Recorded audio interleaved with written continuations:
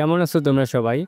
আজকে আমরা শিখব অরেঞ্জ জুস মানে কমলা রসের একটি জুসের গ্লাস।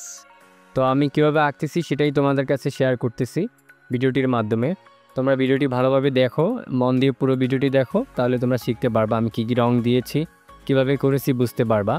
এবং ছবি আঁকার আগে অবশ্যই তোমরা ভালোভাবে স্কেচ করে নিবা। স্কেচ সুন্দর হলে রংটিও সুন্দর হয়, ছবিটাও দেখতে ভালো লাগে।